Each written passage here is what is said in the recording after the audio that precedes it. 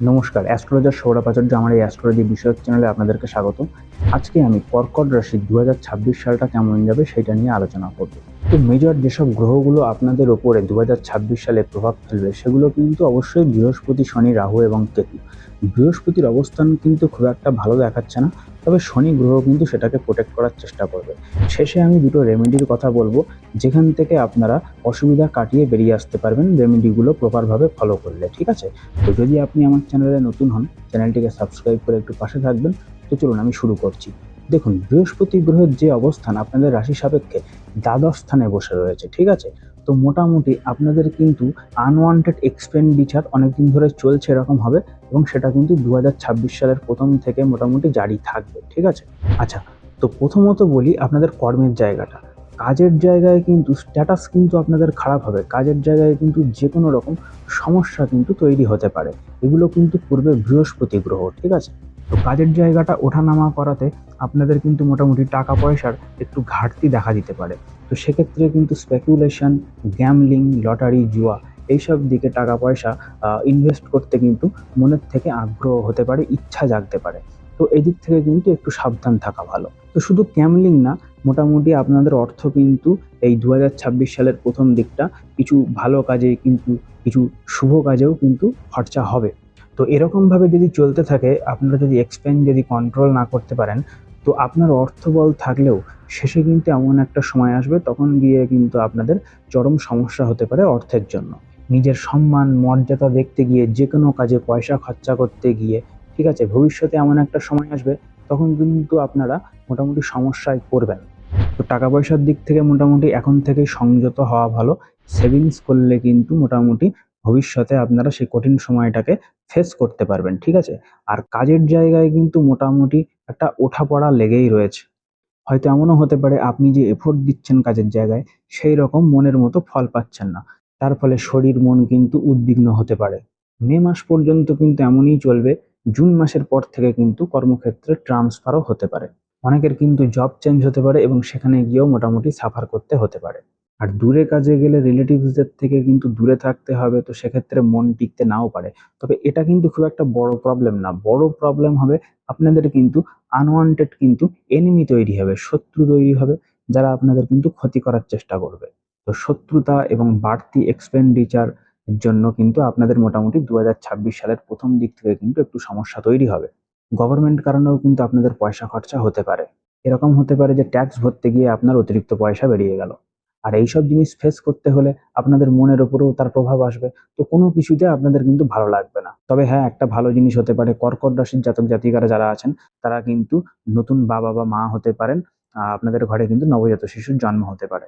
সাথে সাথে এই মে মাসের পর থেকে আপনাদের পরিস্থিতি কিন্তু একটু ভালো হবে, যেটা কিন্তু এনে দেবে আপনাদের স্যাটার্ন প্ল্যানেট শনিদেব, ঠিক আছে? কোনো নতুন তীর্থস্থানে কিন্তু ভ্রমণ করতে যেতে ইচ্ছা হতে পারে। সাথে সাথে নতুন জায়গা থেকে কাজের অফার আসতে পারে, নতুন জায়গায় আপনাকে কিন্তু ইন্টারভিউ দিতে হতে পারে। তো কেউ কেউ কিন্তু নতুন জায়গায় সাফার করবেন, তবে বাদ চাটে যাদের বৃহস্পতি গ্রহ ভালো অবস্থানে রয়েছে তারা কিন্তু মোটামুটি সাকসেস পাবেন, ঠিক আছে? কেননা শনিদেব কিন্তু মোটামুটি একটা ভালো পজিশনে বসে রয়েছে, সেখানে থেকে কিন্তু শনিদেব মোটামুটি একটা ভালো ফল কর্কট রাশিকে দেবে। হ্যাঁ, শনিদেব যাকে কিন্তু মোটামুটি আপনারা সবাই খারাপ বলে জানেন, সে কিন্তু মোটামুটি আপনাদের ভালো ফল দেবে। অ্যাকচুয়ালি দেখুন, কোনো প্ল্যানেটই কিন্তু একটানা খারাপ রেজাল্ট দেয় না বা ভালো রেজাল্ট দেয় না। মোটামুটি এক সময় ভালো, এক সময় খারাপ, তার অবস্থানের উপর ভিত্তি করে দেয়। তো কর্কট রাশির সাপেক্ষে নবম স্থানে শনিদেবের অবস্থান কিছুটা ভালো ফল কিন্তু আপনাদের এনে দেবে।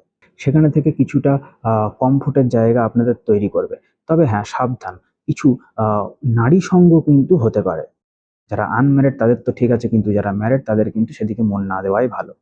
তো বিবাহিতরা সাবধানে থাকবেন। হাই স্ট্যাটাস মেনটেন করা কোনো মহিলার সঙ্গে কিন্তু আপনাদের যোগাযোগ হতে পারে এবং সেখান থেকে কেলেঙ্কারি হওয়ার সম্ভাবনা আছে, তো সাবধান। ওকে।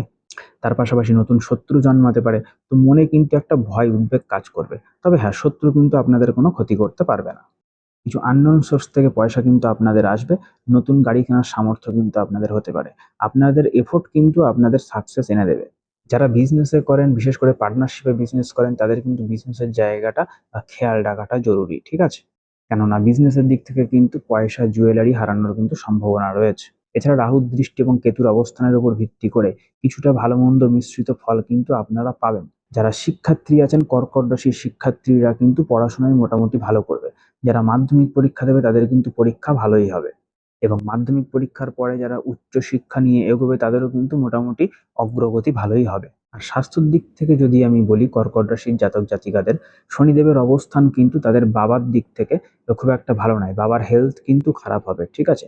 আর যদি কিনা পার্সোনাল বাচ্চাটে শনি মারক গ্রহ হয়, সেক্ষেত্রে কিন্তু স্বাস্থ্য কিন্তু পরিস্থিতি কিন্তু বাড়াবাড়ি করে দেবে, ওকে। তার জন্য মন কিন্তু খুব চঞ্চল হবে। তবে এক্ষেত্রে কিন্তু আবার বৃহস্পতি গ্রহ প্রোটেক্ট করবে, বৃহস্পতির কিন্তু একটা দৃষ্টি থাকছে। তো সেক্ষেত্রে কিন্তু হেলথের পজিশনটা কিন্তু খুব একটা খারাপ অবস্থার দিকে যাবে না। তবে হ্যাঁ, মে মাসের পর থেকে কিন্তু বৃহস্পতি আবার রাশি পরিবর্তন করছে। তো সেক্ষেত্রে কিন্তু হেলথের দিকে যদি খেয়াল না রাখেন, সেক্ষেত্রে কিন্তু সমস্যা হতে পারে, এবং সেটা কিন্তু হবে মে মাসের পর, মানে জুনের প্রথম থেকে। আর আপনাদের শরীর স্বাস্থ্য বলতে গেলে আপনাদের কিন্তু জিভে কোনো ঘা টাইপের কিছু হতে পারে, অ্যালার্জি হতে পারে, শরীরে কিন্তু চিকেন পক্স হতে পারে। তো আপনাদের মনে কিন্তু যে ধর্মের ব্যাপারটা ছিল, ভক্তির ব্যাপারটা ছিল, সেটা কিন্তু আস্তে আস্তে উঠে যেতে আরম্ভ করবে। তো ধর্মের প্রতি বিশ্বাস রাখুন।